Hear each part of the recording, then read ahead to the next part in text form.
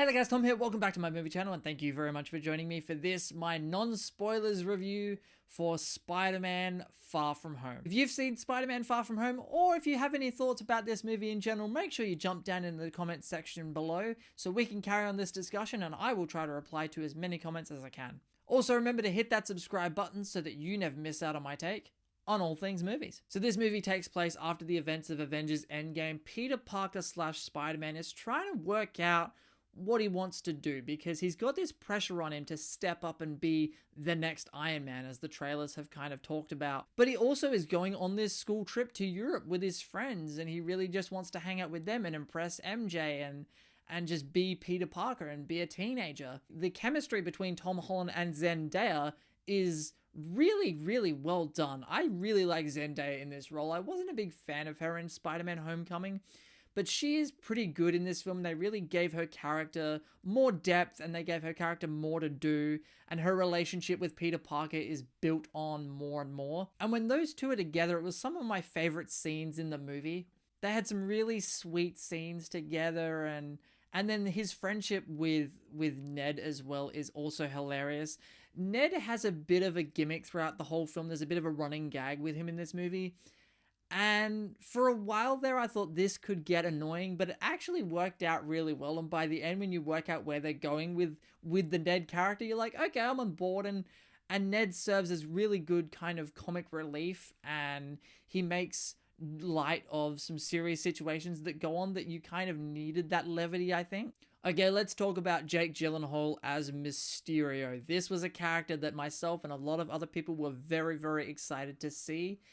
And I love this character. Just a very complex character, and his relationship that he builds up in this film with Peter Parker / Spider-Man is one that you really get attached to. The thing I think that I really like about this movie is that it picks up right away. This movie doesn't really waste anyone's time, just thrown straight into it. And this film, I think, is better than Spider-Man Homecoming, to be honest with you. I feel like Spider-Man Homecoming has some pacing problems and Spider-Man Far From Home feels a lot smoother in that sense. There's a lot more action in this film than there is in Spider-Man Homecoming. And there is some great action scenes in this film especially involving Mysterio, but also involving our friend Spider-Man. And I've talked about this in my Homecoming review, which I put up, which you can go and see. Happy Hogan in this film. I'm so glad that they gave Jon Favreau and brought his character back and gave this character more to do in these Spider-Man movies, because his role in this film, I think, is absolutely hilarious, yet it was a role that was needed and he needed to be there. It was necessary. And he plays more of that mentoring role to Spider-Man in this film than he was kind of supposed to in Spider-Man Homecoming. But in Spider-Man Homecoming, to me, it came across almost like bullying. And he really steps up in this film, and they really, I think, nailed that mentoring dynamic that they wanted to have between Happy and Peter Parker. But then you also have characters like Nick Fury and Maria Hill in this film, who are also kind of mentors to Peter Parker. And how does that work between Spider-Man and Nick Fury? How is their relationship? And I love Nick Fury's role in this film. He plays a very, very important role in this movie. And he also has just some of the funniest lines in the entire film. This is one of my favorite Spider-Man movies, I think, of all time. I'm not sure if I like it as much as Sam Raimi's Spider-Man 1 or Spider-Man 2, and I'm not sure where it compares to something like Into the Spider-Verse, but I definitely like it more than any of the other Spider-Man movies, including Spider-Man Homecoming. This film is just packed with action, with some comedy, with some teenage drama that happens, and this film has so many spoilers in it that is just insane. Make sure you stick around, by the way. There are 2 post-credit scenes.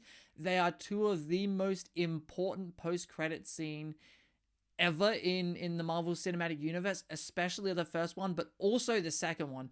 Don't get up out of your seat. Make sure you sit down and watch those post-credit scenes, because they are absolutely awesome and you don't want to miss it. The first post-credit scene is really the ending of the movie. If you leave before that first post-credit scene, you're basically missing out on what is essentially the end of the movie, because it really is the ending of the movie. And if you leave before that, your experience with the film, I think, is going to be different. It adds a completely different dimension to the film. And if you don't see that post-credit scene, you're probably going to be lost going into whatever the next Spider-Man movie is going to be. And again, the second post-credit scene is also quite important. I would stick around for that as well.